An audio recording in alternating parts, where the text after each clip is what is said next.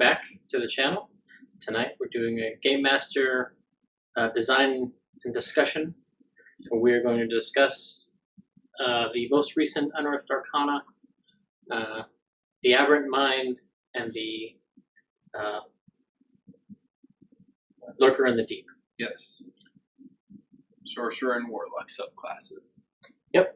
You were very excited by this publication. I'm a huge fan of Lovecraft, of Eldritch Horror, so this is just right up my alley. Yeah. I especially like the Sorcerer.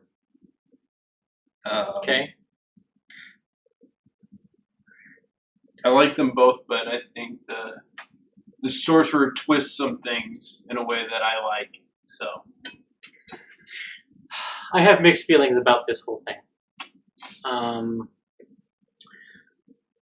On one hand, it is much better reflecting its themes and story than the last Unearthed Arcana, I think.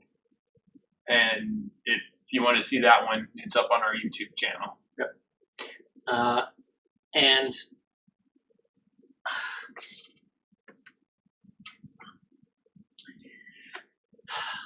so the problem that I have with one of the problems I have with the Sorcerer subclass is sort of a problem that I have with all of the recent Sorcerer stuff, including everything from Xanathar's. Okay.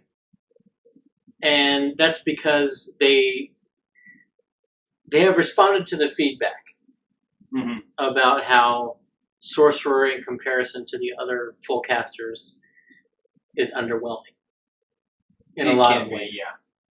Yeah. They don't have as many spells to choose from. Yeah. They don't prepare their spells, but they also don't get a comparable number of known spells. Yeah. And I think that this subclass getting the added spell list that they just automatically know and don't count against that number, I think is what should have happened all along. Yeah. Well, I think that's the design reflecting in the Xanathar sorcerers is they realized, these special spell lists can do a lot of the heavy lifting of the flavor for the subclass. So I understand why they did it, and it is better designed than what's in the player's handbook. Yeah. But with every new sorcerer subclass they release, where that's the flavor mechanic, it weakens more and more the wild magic. Unless they throw out an errata or print a new book. Which they're not going to do. Which they're not going to do. Yeah, they made that clear with the Ranger and when they did the Ranger UA. Yep. Now, a lot of Dungeon Masters have come up with their own ways to level that playing field for those base subclasses. Although I will say that I have, if you have a DM that is willing to work with you, because the subclass really does require a DM to work with you. Yeah. I think the wild magic is a ton of fun and it feels, I guess you could say it's underwhelming if you go straight mathematically, but as far as role play and flavor wise, if you have a DM that's willing to make you roll that D20 and is willing to, because on the other hand, if you have a DM that doesn't want to work with you, he can ruin all of your class abilities, subclass abilities, because they're dependent on him or her being willing to do that. Yeah. But if you've got a DM that you've talked to and they're on board with, let's, throw out as much chaos as we can with your character, it can be an extremely fun and rewarding. And a wild magic sorcerer is an opportunity to just have weird shit happen. Yeah. Where I have used a wild sorcerer in a party to save the party from what should have, in theory, been a TPK. Yeah. Because the magic interacted weirdly, and shoo, Yeah. So yeah.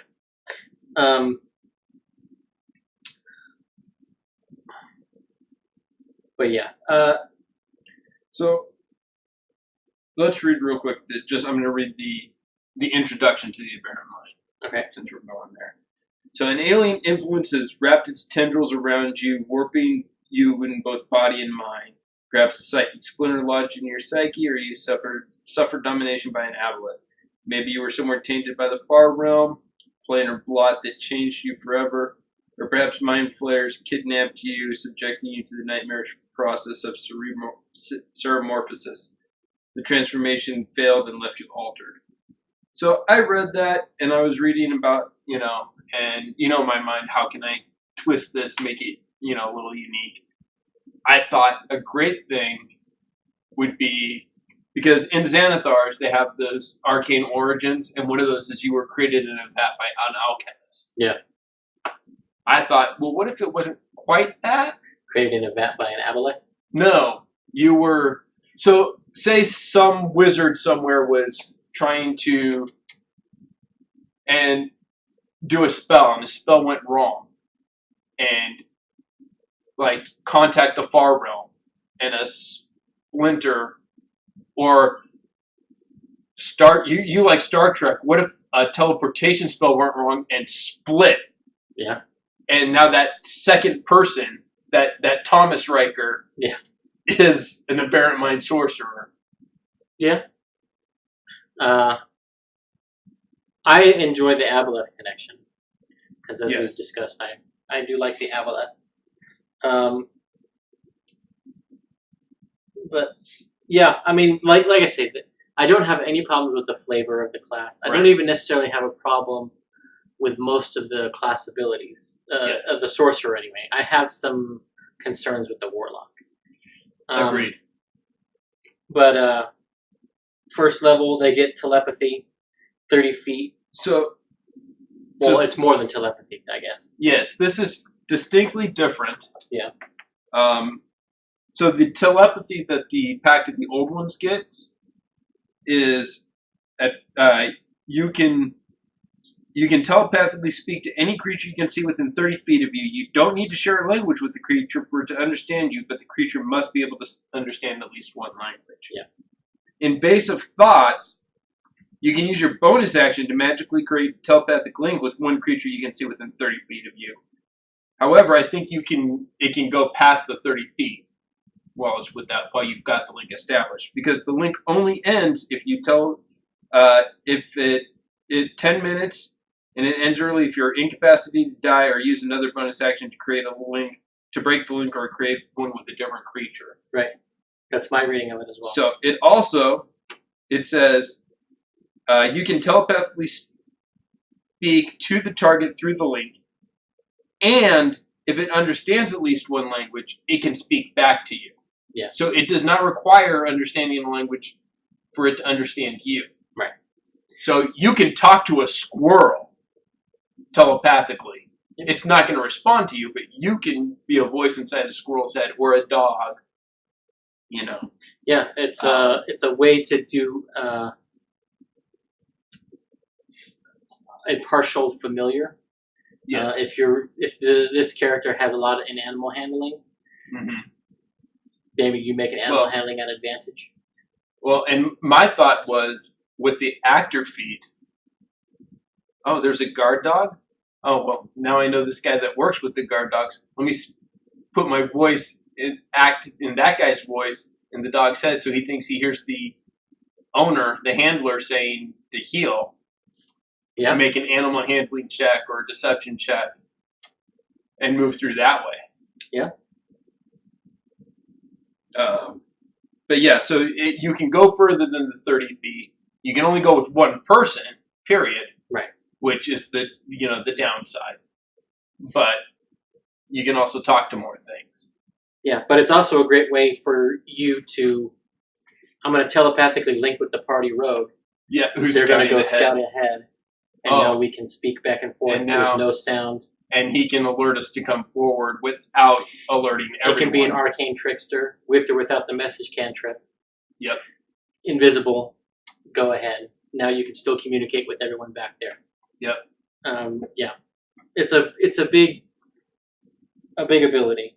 And yeah, that one I like that, and I don't have a problem with it because that's also pretty close. Flavor-wise, it's close to what the Avaleth. Yeah.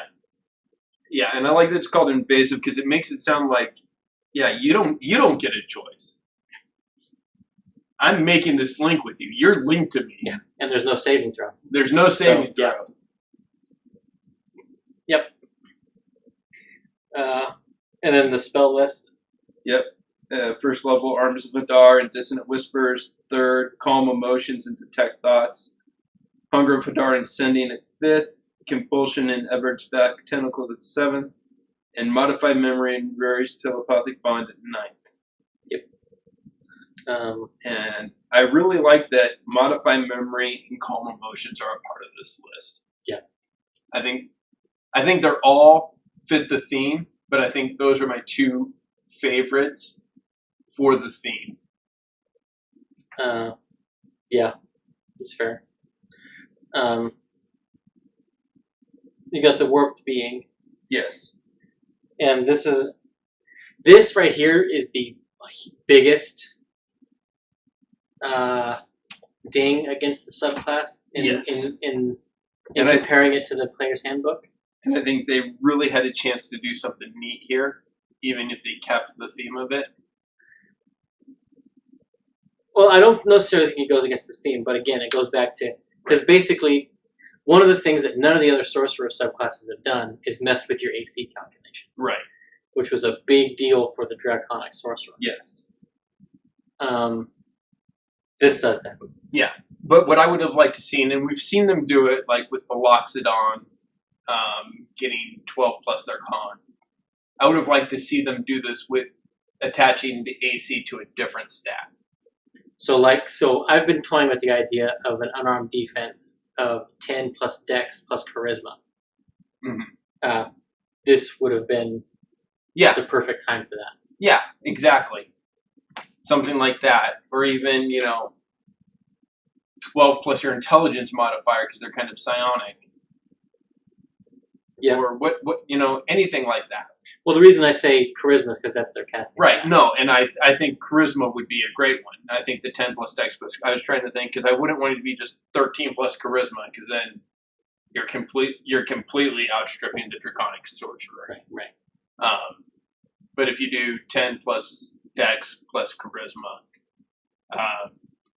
then, I think it's a unique spot, and they still have time to fix it, because this is just playtest. Right.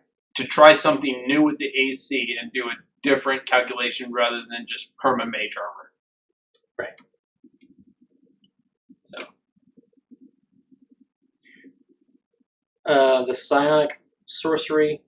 This one I had a problem with. Because not only does it give you a discount for spell slot creation, Yes. because you only have to spend the spell's level. Yes. For this, it also gives you a meta magic for free. It gives you subtle spell for free. Yeah. So that's no. Subtle spell eliminates without verbal and somatic. And it requires no component, so it's an even upgrade. Yeah. I was thinking, for some reason, I thought this one was just material. Yeah, no, it's gone. You just do it. So I know what they were going for with this, because it's basically the Scion, the Mystic being moved into subclasses. And I like that. I think this combined with the extra spells, even though this is only used with the extra spells, pushes it too far above the other sorcerers. Yeah. Now I've got more spells and can cast more. Yeah. Than everybody else in my class. Yeah.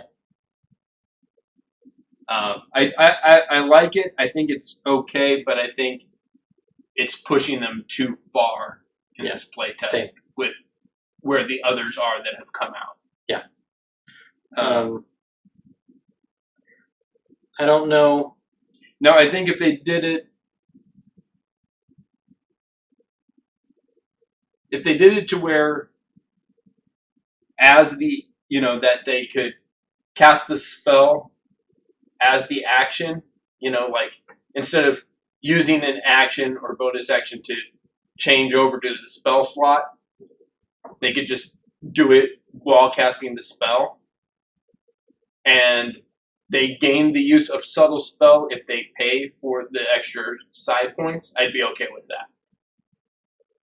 Okay, yeah. So it's a 1 point meta magic. Yeah. So if they pay the cost of converting to the spell slot, they can cast it all as part of the same action. And with those spells, they can add the one to make it subtle. Yeah, which basically is giving you a bonus on your action economy, but not a huge one. Right. But not on your resource management. Right. No, I like that. I think that's a good fix for that. So, psychic defense is interesting, and I don't think it's breaking anything. You give advantage on saving throws to be charmed or frightened. There resistance to psychic damage. Three races that give you that. Yeah. And resistance to psychic is rare. So, but that's good. But I mean, really, if you're something that's been touched by this and you've been exercising your ability, you're gonna be able to defend against it. Right. Yeah. Yeah. As a banner ability, I like that one. I don't think that's bad at all. 14th, Revelation of the Flesh. Now I like this. So you can spend, let's see, as a bonus action, you can spend 1 or more sorcery points to magically transform your body for 1 minute. For each sorcery point, you can gain one of the following benefits. Swim speed, and you can breathe air and water. Which is not a problem to have that at that level. Yeah, especially at that level, yeah. Gain a flying speed, then you can hover. Again, not a big deal. I would have liked this instead of your body being covered in mucus, that like on Harry Potter, when the ant just blows up and becomes enormous, like a balloon. Well, I mean, you can flavor it however you like. I mean, that's one of the things that... But they say as you fly, your skin glistens with mucus. Yeah. But if just...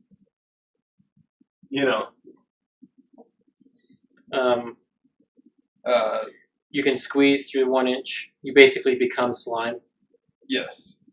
And you can spend 5 feet of movement to escape 9 magical straits or being grappled. Now, this, in my opinion, is the most powerful option. You grapple the sorcerer. Okay. Bonus action, I can escape, spend 5 feet of movement. Now I can walk 25 feet away from you, and I still have my action. Yeah. Yeah. I mean, I may get an attack of opportunity. No, you've moved 5 feet. You've moved 5 feet from them, so you are no longer within their reach. No, you spend 5 feet of movement to escape the grapple. Okay, I see what you're saying. Yeah. And then attack of opportunity is potential. Yeah, attack of opportunity is potential, but still, I mean, well, action. Shocking grasp. Yeah. And then. Yeah. So that to me is potentially the most powerful. Now the other one that's really powerful, not as powerful as you may think. True. Your eyes turn black or become writhing sensory. I like the idea of just your eyes. Yeah. You're aware of the location of any hidden or invisible creature within 60 feet of you. You don't know what it is. That wording is important. Yes. Okay. Because the invisible condition and the invisibility spell is you are invisible. And if the creature doesn't know that you were there to begin with, they have to guess which square you're in to even attempt an attack. Right. And even if they know where you are, the attack is at disadvantage. Yes. This says you know where they are, but any attack you make is still going to be at disadvantage. Right. Right. And that's why I say the other one I think is the most powerful. But this one, oh, he's there. The guy that we're looking for is right there. He's in the arm wall. Yeah. And then the warping reality. Yeah. This one's a little strange. And it has a lot of interesting uses. Yes. Potentially. And it's also a GTFO. It's a GTFO, or hear me out here. I'm surrounded. I've got it's a 20-foot radius. Right, but any number of creatures you choose in the aura, any number. I got 20 bad guys in this area. Okay, so for my action, I'm going to teleport straight up a mile. Now, for my bonus action, I'm going to spend a sorcery point and gain a fly speed while all these motherfuckers fall to their deaths.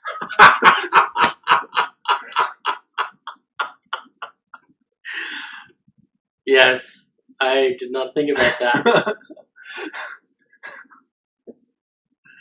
Yeah. I mean, they do have a saving throw if they are unwilling to be teleported. Right, but at 18th level, when it's a charisma saving throw against your spell DC, which is your charisma base, which 20, 21 probably. Yeah. Easily. Yeah. Easily without any items to boost it. Yeah. And a lot of the grunt work people aren't going to have the charisma saves. Yeah. That's potentially a good melee build option. Yeah. Then. This probably isn't the right class, the right subclass for a melee sorcerer build. Right. But they do have the AC. Yeah. So, but that's not a bad idea to just sort of wade into the group of enemies and then just come floating down. Or have your other spellcaster, your bard or your druid, whatever, dimension door you into the middle of the enemy. Like you hold your action until he dimension doors you. Boom. He takes you in there. Boom. You take everybody up with you. Yeah. That's an alpha strike. With the strategic bane placed on a couple of the more powerful ones. Yeah. Yeah. That's storming the castle. That's 20d6 of damage to a bunch of people. That's where my mind went when I first read this. Yeah, that's pretty good. And I was like, well, yeah, and you could use it to just, but it does say, let's see, that you can see within 1 mile of you. So this isn't get out of the dungeon. Right. If I'm in a room, I can teleport anywhere in the room. Yeah.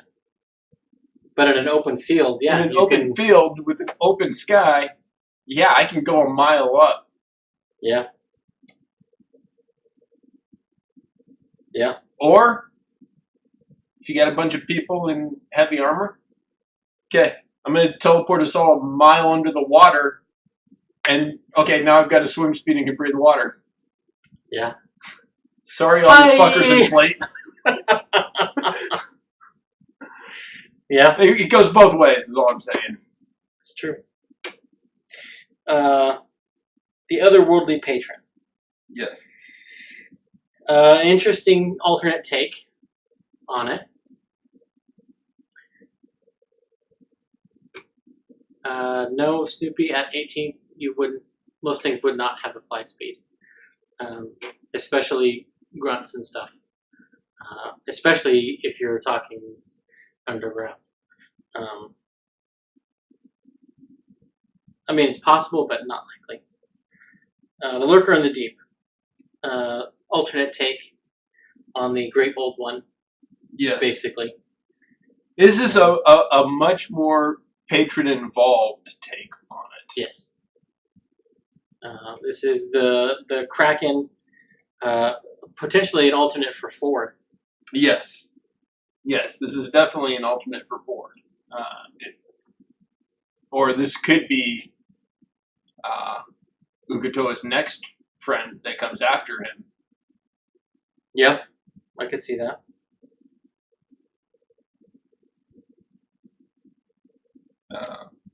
I was gonna mention that they are building that NPC tonight. Oh yeah. So maybe if Warlock came out on top on the class, yeah, maybe check and be like Lurker in the deep.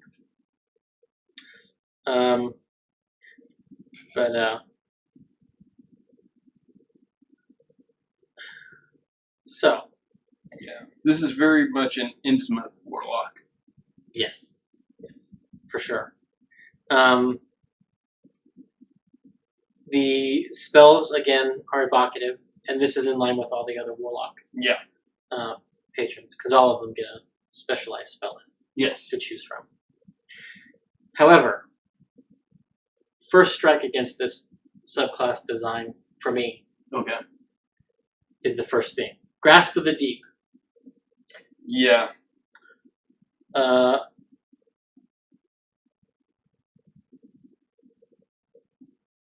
Summon a number of tentacles, a number of times equal to your charisma modifier. You can do this per long rest. Mm-hmm. It is a spectral tentacle that you summon in a square. Yep. It is 10 feet long. Yep. And it has a reach of 10 feet. Yep. It does 1d8 cold or lightning damage, your choice when you summon it. Here's my problem. No, it does the colder lightning damage each time you attack. When you damage, you choose. Oh yes, when it takes the damage, correct, yes. So I could do lightning this round, cold next round. Lightning this round, cold next round. Yeah. Which allows you to play around with getting around resistances and stuff like that. Here's my problem. And at 10th level, it goes up to 2d8. Right. So here's my problem with this. It's at first level, you get this. Mm. It is better than a spiritual weapon. Yeah. Spiritual weapon is a second level spell, which means you don't get it until third level for a cleric. Spiritual weapon does not have reach. Yep. The only thing that spiritual weapon does that this doesn't do is add your charisma modifier to the damage. Yeah, but spiritual weapon, I believe, only moves 20 feet, and this moves 30 feet. Yes. So this is also faster. Yeah. Faster. Can move and attack as a bonus, as your bonus action. Which is the same wording in spiritual weapon. But yeah, that's my biggest problem with it, is its reach, it's first level, so you're getting it 2 levels before a cleric can get anything like this. Mm-hmm. It's quicker, and you can alternate the damage. And you can do it more than a cleric can. Yeah. More often. Because, at third level, they're only going to do it once a day. Yeah. And you're doing it 3, 4, maybe 5. Maybe 5 times a day. Yeah. I had an issue with that coming so early. I think that would have been okay if it had been the 6th level ability. Yeah, I wouldn't have had a problem with it then. As written. I think you could fix this by lowering the die size, first of all. Make it cantrip style, D4s? No. My initial thought was D6. Okay. Just because that keeps it in line with all the other melee weapons. Okay. The heavy weapons, two-handed heavy weapons all do a D12 or 2D6. Mm-hmm. If they have reach, they do a D10. So they're dropping down a die size. Okay. So dropping this down a die size puts it more in line with spiritual weapon. And the fact that you don't add your stat to the damage takes the sting out of it. Yeah. For getting it so early. Yeah. I can see that. I don't know if that's the perfect fix, or if putting it in at 6th level is a better fix for it. Because at that point, then you're going to be slightly ahead of the cleric, but within that range. Yeah. Because the cleric at that point has 3 or 4 second level spell slots, and also spell slots that they can be upcasting spiritual weapon at. So Yeah, I think 6th level might be a better spot for that. Yeah. If you're going to keep it as written. Yeah. Yeah. They also get Scion of the Deep, which makes them the butt of every Aquaman joke. Yeah, I guess, yeah. Yeah. You can telepathically communicate with any aberration, beast, elemental, or monstrosity that has an innate swimming speed if it's within 120 feet of you. They can understand you and can respond telepathically. Yep. Now, if you talk to your basic trout, it's not going to have much to say. They're not that intelligent. True. But it does allow you to chul. Mm-hmm. You can speak with them. You can speak with your druid later on when they're in elemental form. Yeah. If they're a water elemental. Yeah. So yeah, I mean that's definitely more narrow an ability. And I think that's one of the reasons why they made it 120 feet. Yes. Also, it allows you to contact these beings and not be within their weapon range. Yeah. Yeah, I think if they had put the Grasp of the Deep at 6th level and moved Fathomless Soul to 1st level, it would fit better. Yes. So Fathomless Soul, which you get at 6th level, is you breathe both air and water, you have a swim speed equal to your walking speed, and you have resistance to cold damage. Give them that at 1st and move the tentacle to 6th. Yeah. Because then you're basically Aquaman at 1st level, and then you're getting magical shit from your patron at 6th. Right. Except the problem is the 6th level, the Guardian Grasp, unless you just roll that into the same ability. Yeah, and I don't see any problem with that.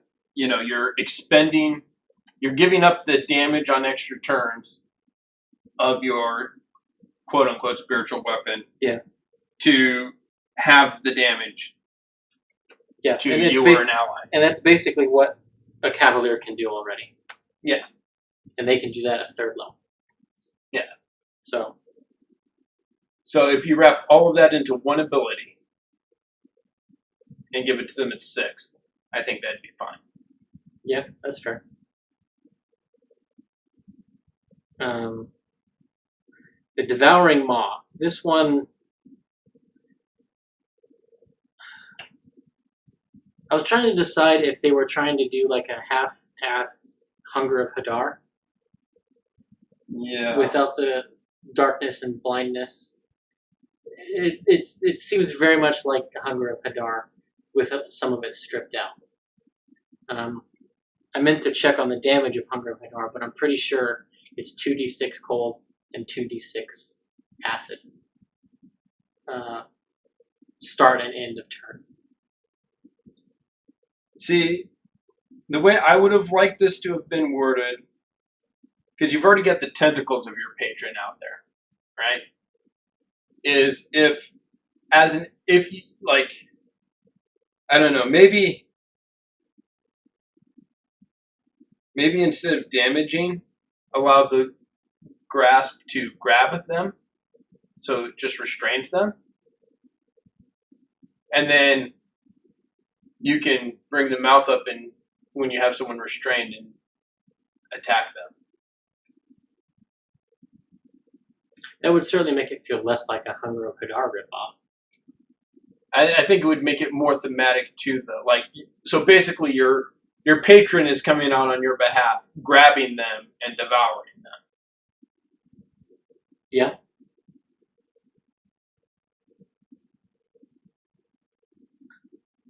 Yeah. But importantly, Devouring Maw is short or long rest. Mm-hmm. Which is also why, like, at first I was like, that seems kind of, well, a lot. But then I was like, well, no, because the Warlock would be getting their spells back on a short rest. And if they have Hunger of Hadar, they can just do Hunger of Hadar. Yeah. Every short Well, rest. the other thing is, at the start of your turn, if there is a creature in the Maw's area, which is a 10-foot radius, you gain temporary hit points equal to your Warlock level. Yeah. So. Which I like that, because that's basically the patron is giving you a reward for dangling for food. Feeding it, yeah. Yeah. Yeah. And it's not broken like the monk. Yeah. Temporary, or, yeah. And I like that they put the little note in there that temporary hit points don't stack. Mm-hmm.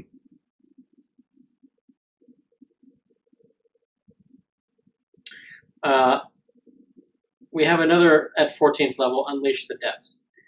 We have another teleport ability. So basically so while the others were a spectral image, almost an avatar of your patron, this is your patron actually showing up. Yeah. Yeah. And you go through their realm. Ripping through, yeah. It's sort of like the hurl into hell spell. Yes. Only you don't take the damage, and you come out in a nice place. Pick a point within 30 feet of you where your patron tears through reality, manifesting a measure of its thalassic grandeur. Choose one of the following effects to occur. So either you and up to 5 willing creatures of your choice that you can see within 30 feet of the manifestation point are grasped by spectral tentacles and yanked through and then you can be anywhere that you've been within 100 miles that you've been in the last 24 hours. So the last place that you took your long rest. Yep. Which there's a cleric or sorcerer spell that can do the same thing. Yeah. Or fury. The tentacles spew out and strike up to 5 creatures you can see within 30 feet. Each one must make a dex save. On a failed save, they take 6d10 cold or lightning damage, your choice, and is knocked prone. Half damage and not knocked prone on a successful save. Yep. This is the tentacles outside the. Yes. Moria. I'm trying to think of the name of the door. But yeah. And see, I like I've got a tattoo, I don't know if you guys can see it, but basically it's a bunch of Cthulhu tentacles like ripping out of my arm, but there's an elder sign there keeping it in. I like the idea of maybe this warlock isn't necessarily, hey, my patron is my buddy, but a portion of him is trapped inside me, and that's why I can tap into his power. Mm. Because I'm basically part of the prison keeping this thing at bay. That's an interesting take. Yeah. And then the last part of this, the new spell. New cantrip. Mind Sliver. One action, 60 feet, vocal component. You drive a disorienting spike of psychic energy in the mind of one creature you can see within range. Intelligence saving throw, and if they fail, they take 1d6 psychic damage. And the first time it makes a saving throw before the end of your next turn, it subtracts a d4 from the save. Yep. I have gone back and forth on this spell. I think it's deadly in the hands of a sorcerer with Quicken Spell.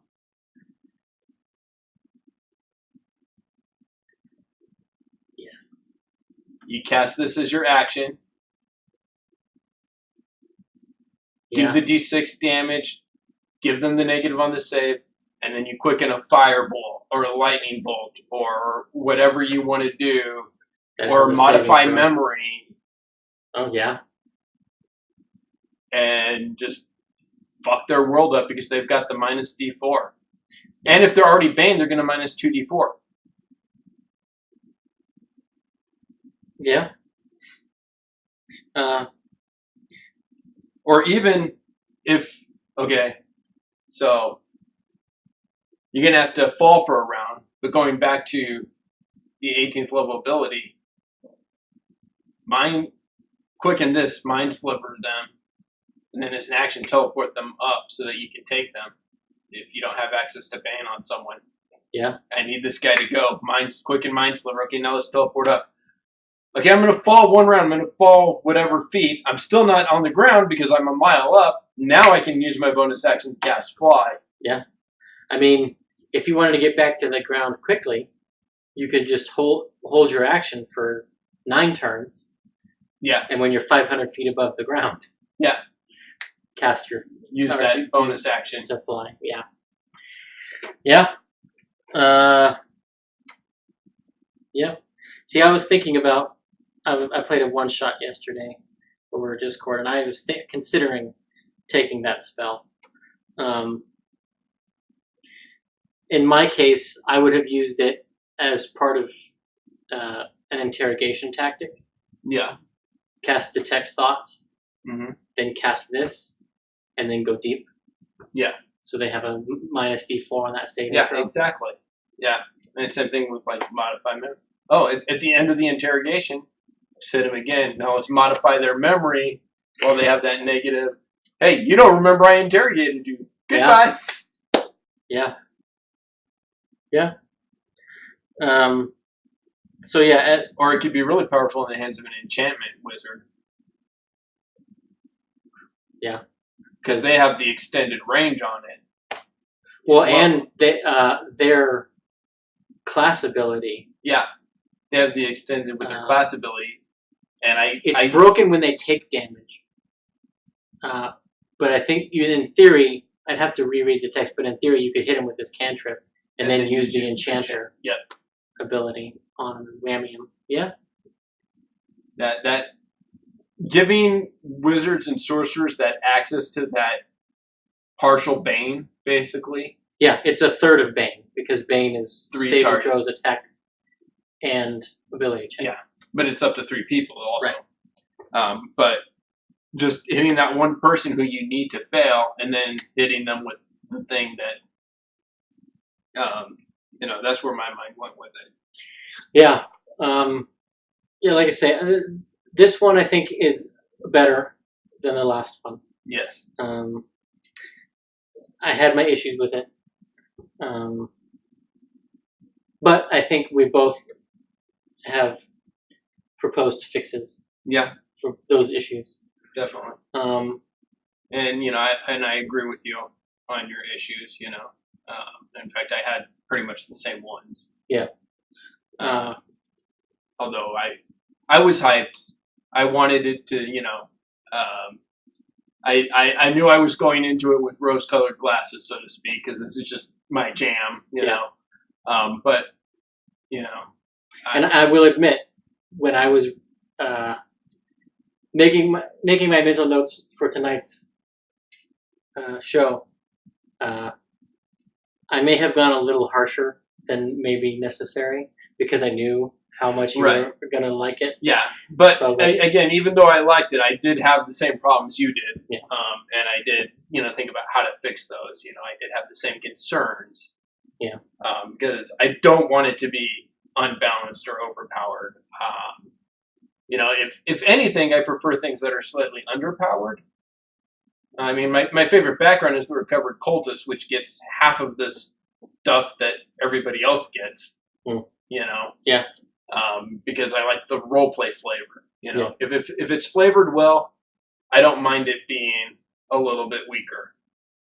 Whereas whether it's flavored well or not, I don't want it to be overpowered. So. Right.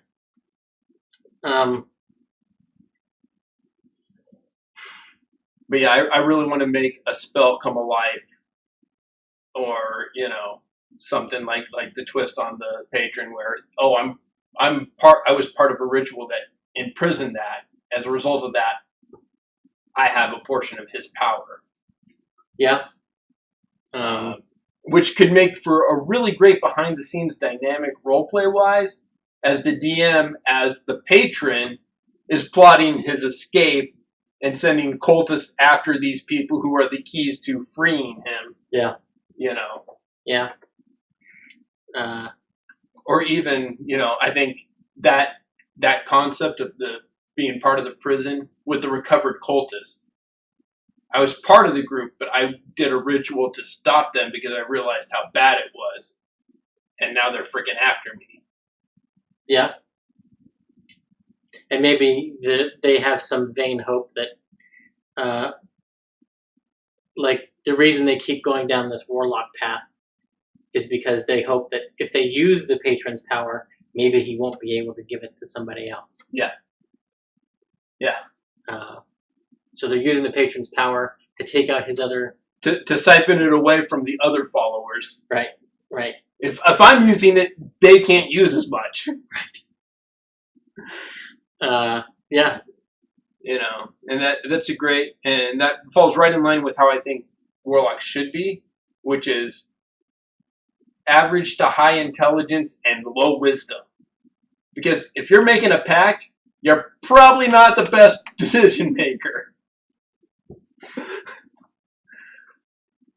You're smart enough to know where the power comes from, but you're not quite smart enough to think through the downsides.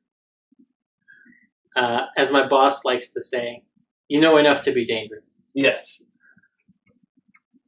Yeah, I don't know.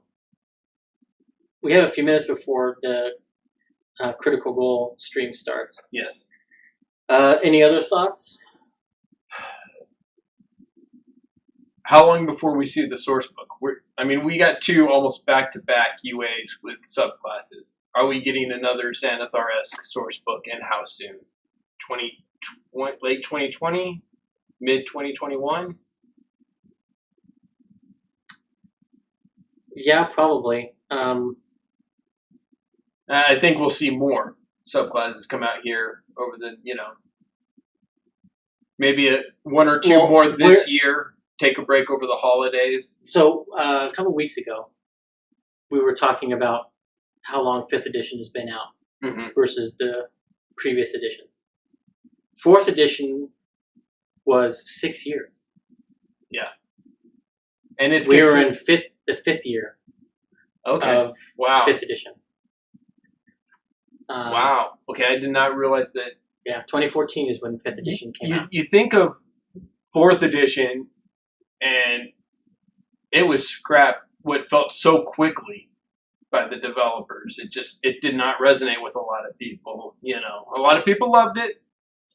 I'm not one of them, but you just think of it as such a short. I've always been thinking, it was only like 3 or 4 years, and they, Yeah, no, 6 years. I think that because I think about the 4.5 year mark is when they started play testing the D&D Next for D&D 5th edition.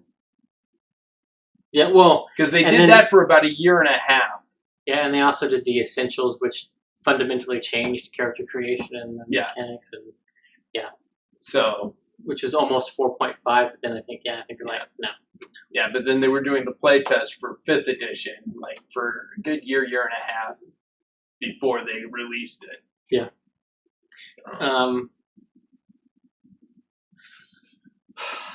The thing, because is it this November at the Eberron? Wait, October. October. So Eberron's coming out. Yep, and that's going to have the Artificer. Where do these subclasses fit? Dark Sun? The thought was with all the psychic stuff that they were doing. Yeah, with the Mystic, that Dark Sun was coming. Would fit Dark Sun, and I do think Dark Sun is coming. But these particular. See, I don't think they do. I could see maybe Spelljammer. Yeah, that's what I was just thinking. Because of the Illithid. The Illithid, and and Spelljammer. Well, Spelljammer. There's a lot more evidence too of that's coming next because of the vehicle rules that. The vehicle rules. And then it came out in we saw Saltmarsh. And in Mordenkainen's, we had the GIF.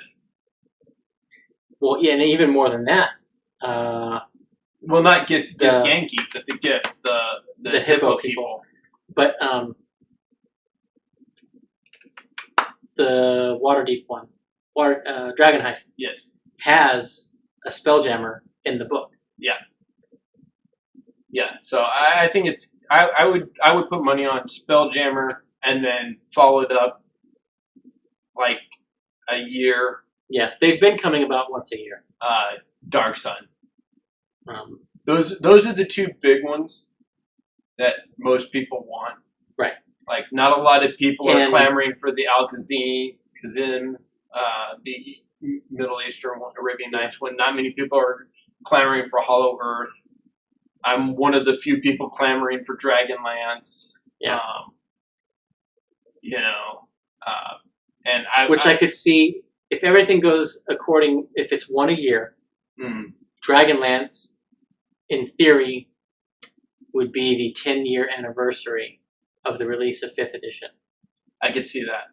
I could definitely see that, and because Dragonlance, the original Dragonlance, the Chronicles, was the first adventure they put out that was story driven and not dungeon crawl. Yeah.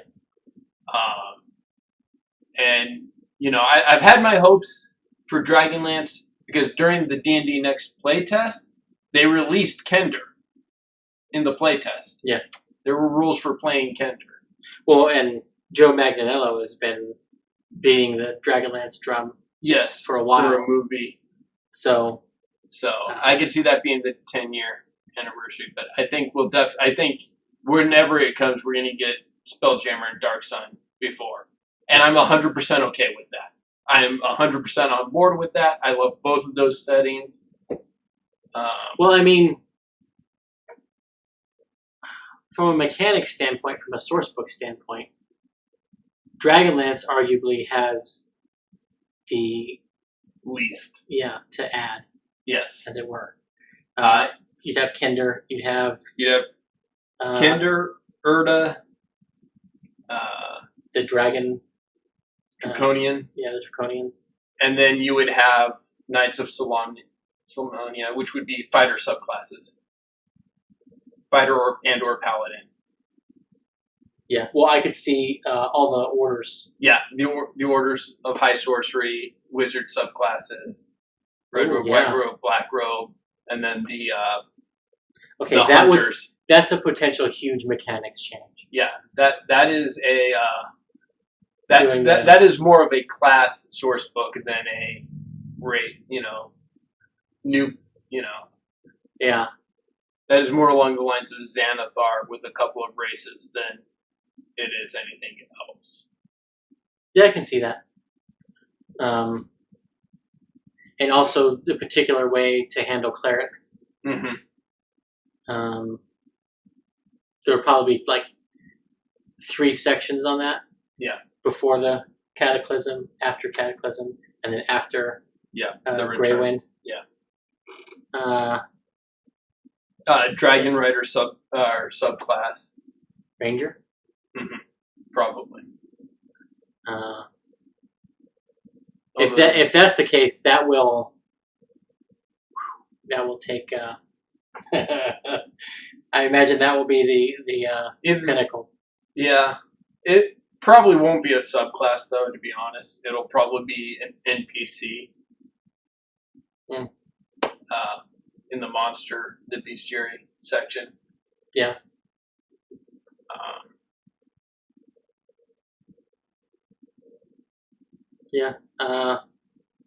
And Spelljammer is going to be just either a lot of ships, or what I kind of hope for is a sizable section of the book of how to design your own ship. Yeah. I think they'll have that for Spelljammer. I think they'll have that. I think they'll have a huge section of ships. They'll have a bunch of base ships. Yeah. And then they'll have another chapter on how to design your own. I'm hoping. I think so, because that was a big part, of at least my experience with Spelljammer. Yeah. Was designing our ship and getting it built or modifying the one we found. And yeah, that was actually technically the first foray of mine into ship design as well. Yeah. Yeah, that was a big part of the game for my group at the time back in the day. So yeah, next week, back to our regularly scheduled programming. Yep. We'll be on Before Talks, talking episode 78, Yes. Critical Role, which will air this Thursday. So, I think that's it. Yeah. We will see you guys a little shorter than normal, but we will see you guys next week. Stay thirsty.